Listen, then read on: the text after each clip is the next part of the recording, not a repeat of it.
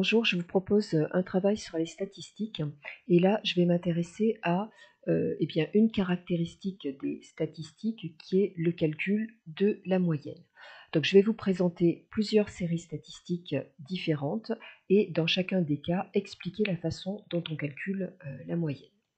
Alors, première série statistique qu'on peut vous donner, c'est une série avec une liste de valeurs qui ne sont pas classées dans un tableau et qui sont données en vrac. Donc, on n'est pas obligé de les positionner dans un tableau, parce que là, il n'y en a pas beaucoup. Et pour calculer la moyenne, qui se note X bar, eh bien, ce qu'on va faire, c'est tout simplement additionner chacune des valeurs du caractère, donc 5, plus 7, plus 3, plus 10, plus 5, plus 8, plus 9, plus 11, plus 5. On va diviser toute cette somme par le nombre d'individus qu'il y avait dans la population. Donc là, si on compte, eh bien, il y a 9 valeurs du caractère, donc 9 individus dans cette population. Voilà, et puis ce qui est important, c'est de donner le détail du calcul. Donc au niveau du numérateur, quand on additionne tous ces nombres, eh bien on trouve 63, vous pourrez le vérifier, et 63 divisé par 9, cela donne 7.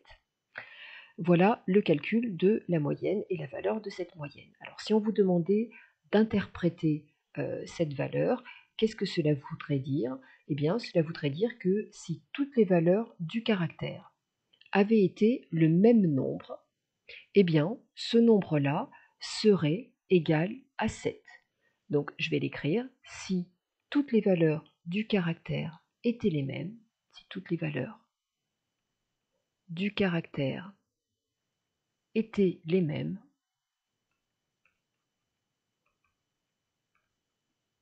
ou étaient égales, elles vaudraient, eh bien, toutes 7. Elles vaudraient 7. On n'avait pas ici de contexte pour cette série, donc on ne peut pas interpréter mieux. Par exemple, cette série pourrait être les âges d'un groupe d'enfants. Si tel était le cas, eh bien l'interprétation serait la suivante. Si tous les enfants de ce groupe avaient le même âge, eh bien ils auraient tous 7 ans. Voilà, mais là, il n'y avait pas de contexte, donc on ne peut guère que interpréter d'une manière assez vague en parlant de valeur du caractère. Je donne une deuxième série où, cette fois-ci, on a condensé tous les résultats dans un tableau, tout simplement parce qu'il y avait des valeurs qui se répétaient plusieurs fois. Donc, dans ce tableau, la première ligne nous indique bien que nous avons les valeurs du caractère. Alors là, c'est pareil, il n'y a pas de contexte, donc ça pourrait être des âges de personnes dans un groupe, et les effectifs de chacune de ces valeurs. Par exemple, si j'interprète la colonne ici 21,9, eh bien cela veut dire que dans cette population, il y a 9 individus qui ont 21 comme valeur du caractère.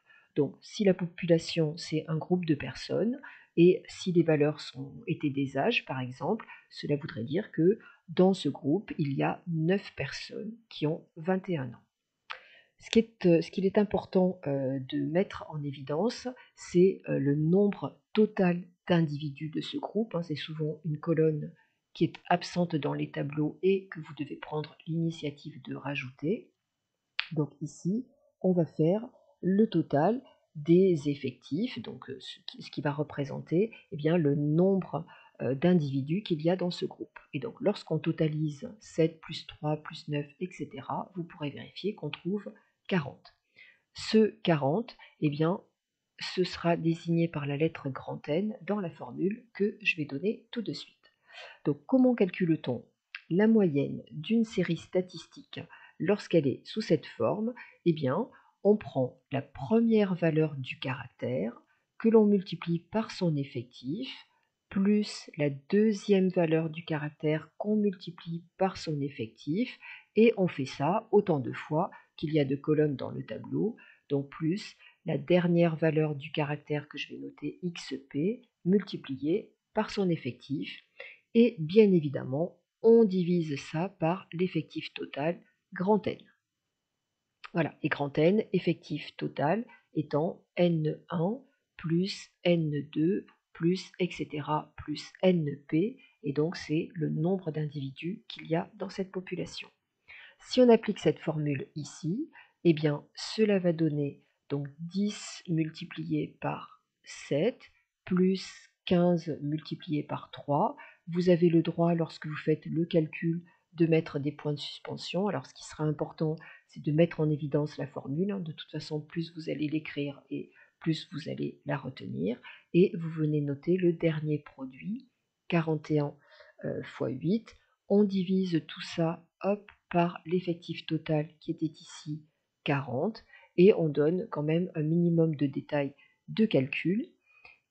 Vous pourrez vérifier qu'on obtient 1016 divisé par 40, et quand on fait la division, eh bien cela donne en valeur exacte 25,4. Voilà pour cette moyenne.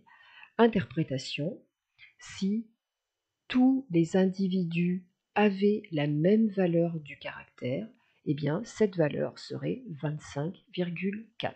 Donc c'est la valeur en fait qui crée l'équilibre de toutes les valeurs. Hop, autre exemple. Une série peut être donnée sous forme d'un tableau, là encore. Alors en général, les valeurs du caractère seront rangées dans l'ordre croissant. C'est pas important pour le calcul de la moyenne. Par contre, ça sera fondamental pour le travail sur médiane et puis quartile. Donc ici, on a les valeurs du caractère et on a les fréquences. Alors comment on calcule une fréquence? Une fréquence, c'est l'effectif de la valeur du caractère divisé par l'effectif total.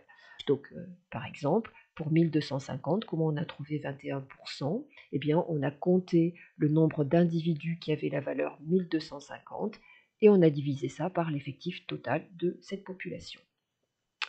Voilà pour ça. Donc si on interprète par exemple cette colonne, cela veut dire que dans cette population, 33% des individus ont 2100 comme valeur du caractère. Là encore, vous voyez que la colonne totale n'a pas été donnée. Donc lorsque on travaille sur une série de fréquences données en pourcentage, et bien évidemment qu'on a l'intégralité de la population, la fréquence totale c'est 100%. Si les fréquences n'étaient pas données en pourcentage, eh bien le total donnerait 1. Comment calcule-t-on la moyenne dans ce cas-là? Eh bien, alors là, je vais le faire avec des fréquences données en pourcentage, et j'indiquerai lorsqu'elles ne le sont pas.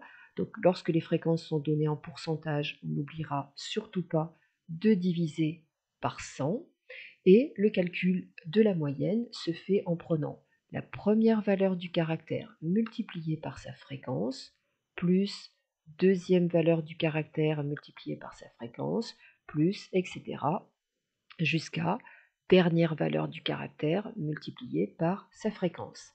Si les fréquences ne sont pas en pourcentage, eh bien, la moyenne, donc là, c'est quand hop, les FI hop, sont en pourcentage, les fréquences en pourcentage, et si les fréquences ne sont pas en pourcentage, eh bien, le calcul de la moyenne se fera en faisant x1 fois f1 plus x2 fois f2, donc on multiplie la valeur du caractère par sa fréquence, plus xp fois fp, et en fait il faudrait diviser par 1, or diviser par 1, c'est laisser le résultat tel qu'il est. Voilà, donc quand les FI ne sont pas en pourcentage, ne sont pas donnés en pourcentage. Voilà, donc sous forme décimale ou sous forme de fraction. Ici, lorsque on applique cette formule, eh bien, notre moyenne x bar, donc là, on va diviser par 100 puisque on est sur des fréquences en pourcentage, et donc, hop, cela donne 1250 multiplié par 21, plus 1500 multiplié par 12, plus, etc., et jusqu'à 3600, hop, j'ai oublié un 0, multiplié par 3. Voilà, on fait le calcul de ce numérateur. Vous pourrez vérifier que ce numérateur donne 197 550. Et donc, lorsqu'on divise par 100, cela fait 1975,5. Voilà la moyenne de cette série. Donc, si toutes les valeurs de la série étaient les mêmes, eh bien, elles vaudraient toutes 1975,5. Tiens, une telle série, qu'est-ce que ça pourrait être, par exemple? Quel pourrait être le contexte? On pourrait avoir ici les salaires des employés dans une entreprise. Et donc, si le salaire moyen était de 1975,5, cela voudrait dire que si dans cette entreprise, tous les employés gagnaient le même salaire, ce salaire serait 1975,5. Voilà. Mais bien évidemment, on voit bien que là, il y a des grosses différences de salaire. Dernier type de série statistique, ce que l'on appelle une série continue, c'est-à-dire dont les valeurs du caractère sont données sous forme d'intervalles. Voilà, c'est une série statistique continue, alors que les séries précédentes étaient des séries statistiques que l'on appelle discrètes. Donc, comment va-t-on calculer eh bien, la moyenne? Là encore, il va falloir venir rajouter la colonne totale, donc calculer l'effectif total de cette population. Donc, pour ce faire, on fait 25 plus 17, etc. Vous pourrez vérifier qu'on trouve 79, voilà, pour le total. La moyenne, comment va-t-on la calculer? X bar, eh bien, on va prendre le premier effectif que l'on va multiplier par x1. Alors, qu'est-ce que c'est que x1? Forcément, on ne va pas multiplier 25 par un intervalle. x1, cela va représenter le centre de cet intervalle. Et même chose pour tous les autres intervalles, on va chacun les remplacer par leur centre, c'est-à-dire qu'on va venir créer une ligne supplémentaire dans laquelle on va faire apparaître le centre de chacune des classes. Voilà, je vais le faire tout à l'heure, plus deuxième effectif multiplié par le centre de la deuxième classe, plus etc. jusqu'au dernier effectif multiplié par, alors pardon, là j'ai mis xp alors que c'est x2, voilà, multiplié par, hop, le dernier centre de la classe, et tout ça divisé bien évidemment par l'effectif total. Voilà, et donc où les XI sont les centres des classes, où les XI sont les centres de chacune des classes. Alors, comment on calcule les centres des classes? Eh bien, je vais le faire. Donc là, hop, je vais créer une ligne, elle ne sera pas tout à fait droite, hein. Donc hop, ça va s'arrêter là en fait. Voilà, donc comment je vais calculer le premier centre de classe? Eh bien, tout simplement, je vais faire, hop, 1000 plus 1500 divisé par 2, ce qui va me donner 1250. Et en fait, qu'est-ce que je suis en train de faire? Je suis en train de considérer que ces 25 individus qui avaient une valeur de leur caractère comprise entre 1000 et 1500, 1000 étant pris, 1500 n'étant pas pris puisqu'il va être récupéré dans la classe suivante, eh bien ces 25 individus, je considère qu'ils ont tous 1250 comme valeur de leur caractère. Voilà, de toute façon, je ne peux pas faire mieux que ça, et les statistiques, c'est une des branches des mathématiques où la rigueur est un petit peu mise à mal. Deuxième centre de classe, voilà, après j'irai un petit peu plus vite, donc je vais faire la moyenne 1500 plus 1800 divisé par 2, en fait je trouve le milieu de l'intervalle, le centre de cet intervalle, et on trouve 1650. Ainsi de suite, les centres des classes sont ici 2100, ici 2700, et puis le dernier centre 3500. Voilà, parfois vous n'aurez pas besoin de la calculatrice, et parfois ça sera conseillé de la prendre pour aller calculer le centre de la classe ou d'aller bien faire le calcul si vous n'avez pas droit à la calculatrice. Voilà, cela dit, en statistique, on a souvent droit à la calculatrice, et en plus, tous ces travaux statistiques peuvent être faits grâce à la calculatrice. Donc ici, notre calcul de moyenne va donc être 25 multiplié par 1250 plus 17 multiplié par 1650, plus etc.